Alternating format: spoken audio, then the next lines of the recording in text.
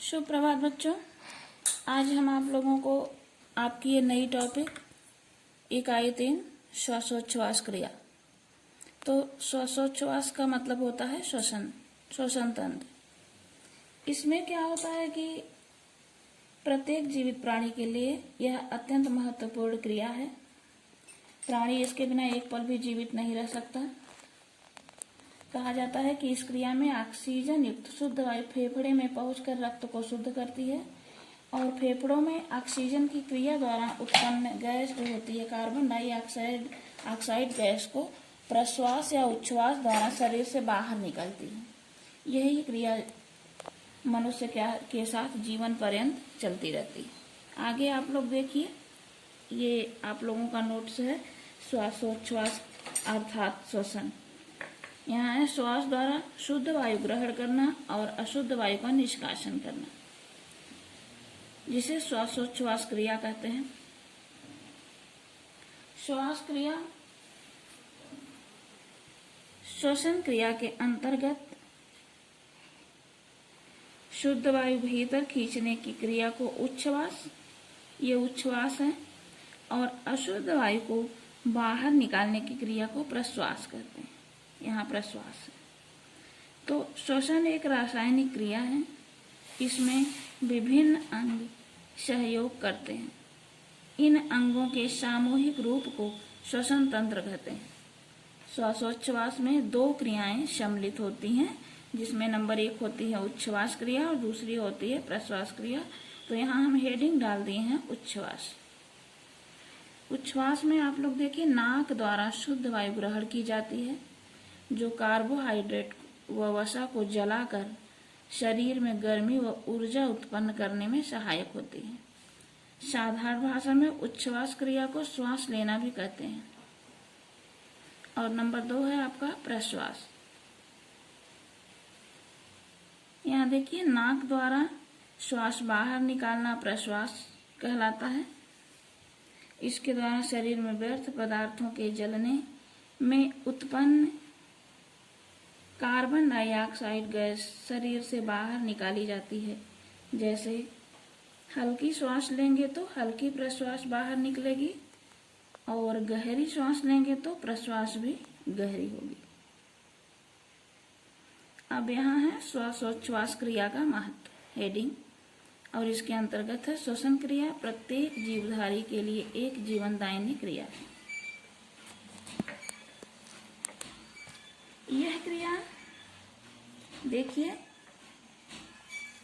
यह क्रिया यहाँ हर प्राणी के जीवन को सुरक्षित रखती है। जिस प्रकार लकड़ी व कोयला आदि कार्बनिक पदार्थों के जलने के लिए ऑक्सीजन की आवश्यकता होती है, ठीक उसी प्रकार भोजन द्वारा ग्रहण किए गए कार्बोहाइड्रेट व वसा आदि के रासायनिक विधि से जलने के लिए ऑक्सीजन अत्यंत आवश्यक है, जो शरीर में गर्मी व ऊर्जा उत्पन्न करके शरीर के क्रियाशील रहने की क्षमता प्रदान करता है।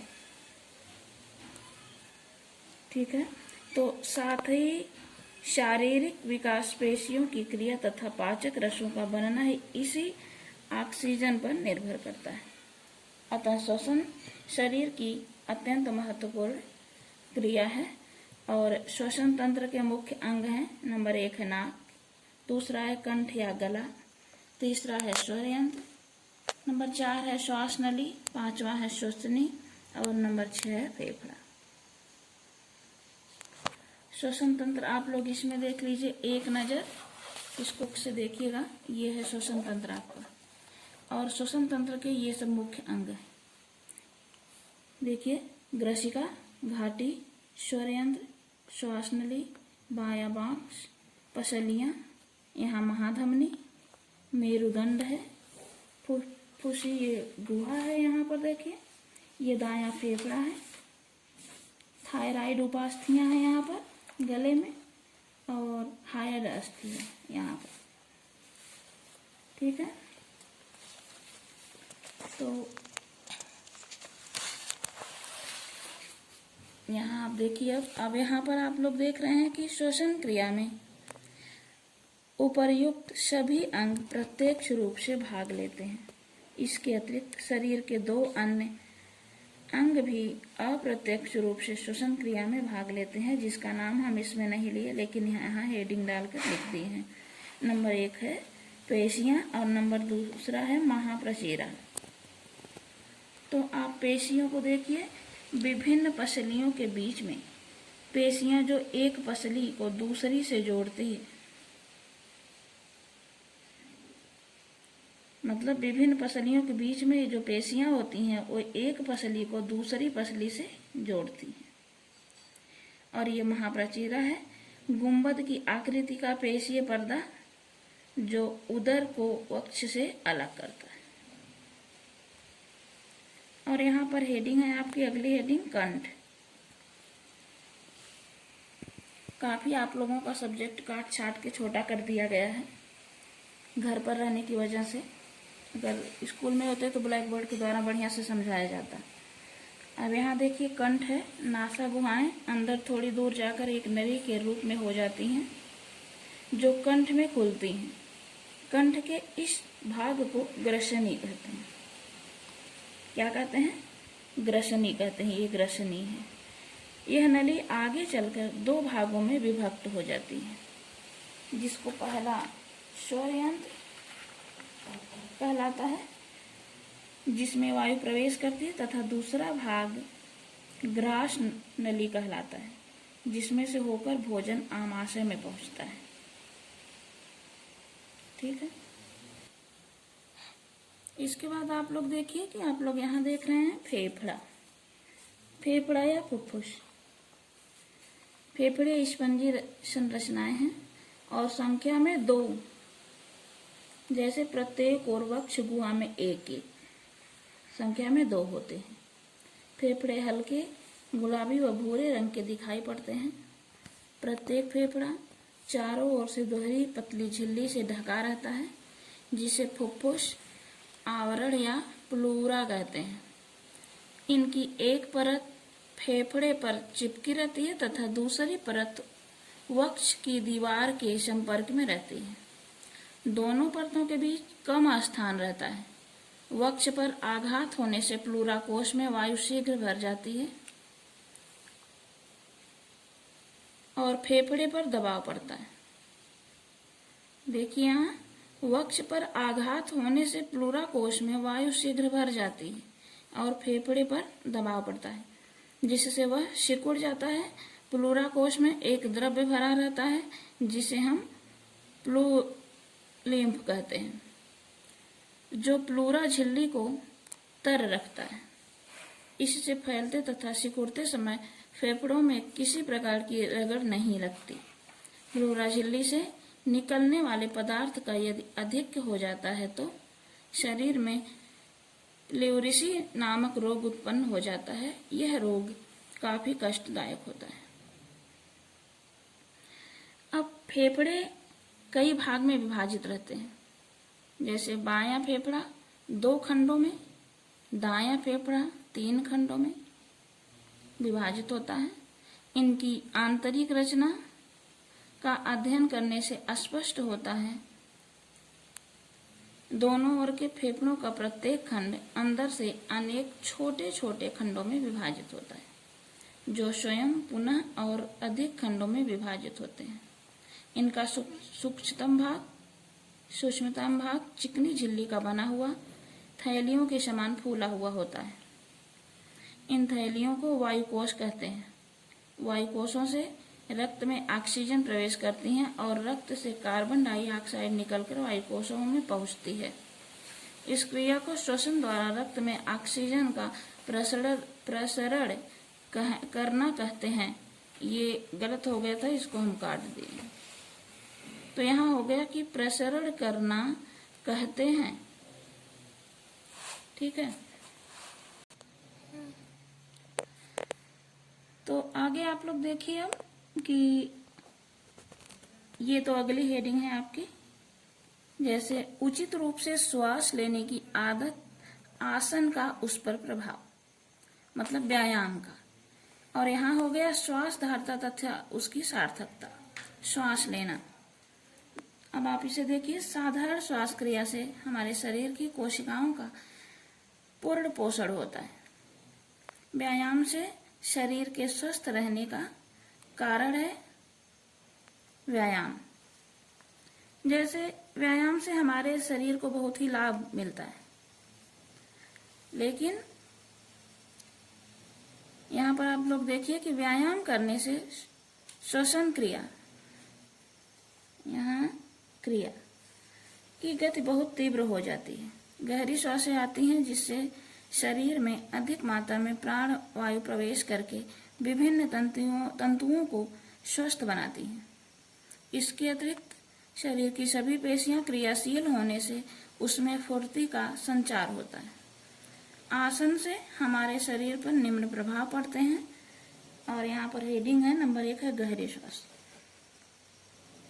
व्यायाम करने से गहरी गहरी श्वासें आती हैं, जिससे जितनी तीव्रता से फेफड़ों में ऑक्सीजन पहुंचती है उतनी ही तीव्रता से रक्त शुद्धि का कार्य होता है। रक्त हमारा जो है शुद्ध होता है।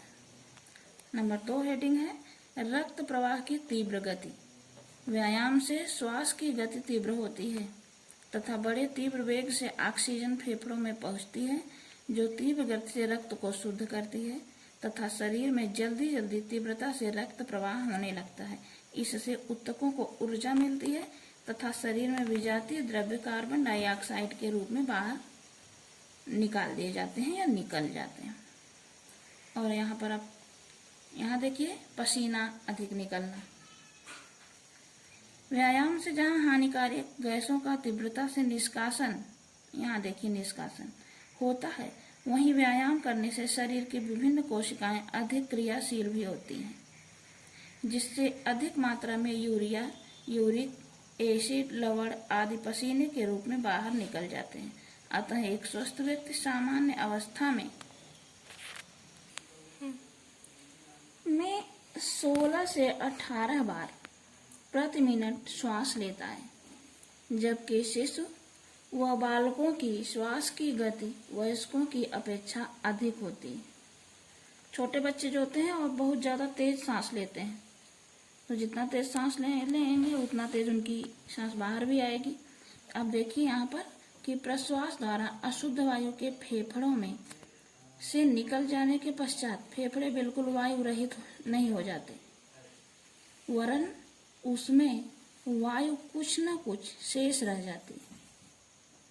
इसके बाद ये तो आपका यहीं समाप्त हो जाता है, लेकिन श्वास क्रिया मतलब श्वसन तंत्र से संबंधित कुछ मुख्य बातें हैं, जिसे देखिए उच्छ्वास तथा प्रश्वास क्रिया निरंतर होती रहती है। इस क्रिया का संपन्न होना वक्षोदर, मध्यस्थ पेशी तथा अंतरपश्कीय पेशी के संकुचन व विमोचन पर निर्भर करता है। तीसरा, ये पेशियां अनैच्छिक होती हैं, इनका कार्य स्वतंत्र रूप से होता है। नंबर 4 है गहरी श्वास लेने पर फेफड़ों में वायु बड़े तीव्र वेग से प्रवेश करती हैं तथा तीव्रता से शरीर की अशुद्धियां लेकर के बाहर निकलती हैं।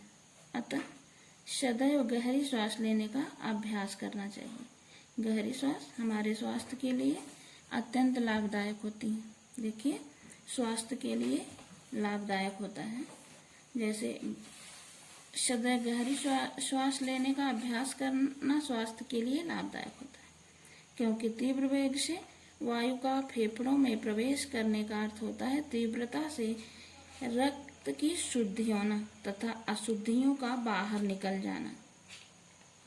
तो हम जितना तेज सांस लेंगे उतने तेज हमारा रक्त शुद्ध होगा और हमारे शरीर के अंदर जो अशुद्धियां होती हैं उतना तेज ही वो सब बाहर निकल जाती हैं। तो ये 5वां नंबर है, गहरी श्वास लेना शरीर के लिए अत्यंत लाभदायक है। 6ठा है ऐसे व्यायाम किए जाएं जो श्वास संबंधी हो, जैसे प्राणायाम व योगासन। 7वां है अधिक झुककर बैठने व कंधे झुकाकर चलने से फेफड़े भींचे रहते हैं, जिससे फेफड़ों में वायु का आवागमन भलीभांति नहीं हो पाता। अतः बैठने व चलने का आसन उचित होना चाहिए, तभी श्वास क्रियाएं भलीभांति संपन्न होगी। इसके अलावा श्वसन क्रिया से संबंधित पेशियां अनैच्छिक होने के कारण स्वतंत्र रूप से कार्यरत रहती हैं, किंतु इन पेशियों की एक विशेषता यह भी है कि यदि हम प्रयास करें तो इनकी गति को रोक सकते हैं, कुछ समय के लिए धीमा या तीव्र बना सकते हैं। योगी तथा कुछ अभ्यस्त व्यक्ति अभ्यास के द्वारा 2 से 4 तथा 4 से 8 घंटों तक भी अपनी श्वास रोक सकते हैं। प्राणायाम भी श्वास रोकने का एक सफल अभ्यास होता है। अभी आपने देखा ना कि गहरी श्वास लेना स्वास्थ्य के लिए अत्यंत लाभदायक होता है। तो इससे पहले आप लोग जान चुके हैं कि साधारण श्वास क्रिया से हमारे शरीर की कोशिकाओं का अपूर्व पोषण होता है, अतः गहरी श्वास लेने की आदत डालनी चाहिए अथवा शारीरिक परिश्रम व व्यायाम करना चाहिए। शारीरिक परिश्रम करने से भी हमारी सांसें तेज आती जाती हैं। आप लोग देखते होंगे कि जब हम बहुत तेज चलते हैं, तेज गति से चलते हैं, तो हम लोग सांस बहुत तेज लेते हैं, बहुत तेज छोड़ते हैं। या सीढ़ियां हैं, हम सीढ़ियों पर चढ़ते हैं, तब भी हम अपनी सांस जो है बहुत तेज लेते हैं और बहुत तेज छोड़ते हैं। तो इसीलिए कहा जाता है कि शारीरिक परिश्रम व व्यायाम करना चाहिए, जिससे स्वाभाविक रूप से गहरी श्वास द्वारा अधिक से अधिक प्राणवायु शरीर का भली प्रकार पोषण कर सके। तो हम इस गहरी श्वास को प्राणवायु बोलते हैं। ठीक है। व्यायाम करने से शरीर के स्वस्थ रहने का कारण यह है कि व्यायाम करने से श्वसन क्रिया की गति बहुत तीव्र हो जाती है। गहरी श्वासें आती हैं जिससे शरीर में अधिक मात्रा में प्राणवायु प्रवेश करके विभिन्न तंतुओं को स्वस्थ बनाती हैं तथा अधिक मात्रा में कार्बन के जलने से कार्बन डाइऑक्साइड गैस उत्पन्न होकर शरीर से बाहर निकलती हैं। इसके अतिरिक्त शरीर की सभी पेशियां क्रियाशील होने से उसमें फुर्ती का संचार होता है। व्यायाम से श्वसन क्रिया पर निर्भर बहुत सारे प्रभाव पड़ते हैं, जिसको हम गहरी श्वास और रक्त प्रवाह की तीव्र गति में बता चुके हैं। तो इसको हम आगे ही बता चुके हैं। अब आज के लिए इतना ही है। फिर हम आप लोगों से अगले वीडियो में मिलेंगे। धन्यवाद।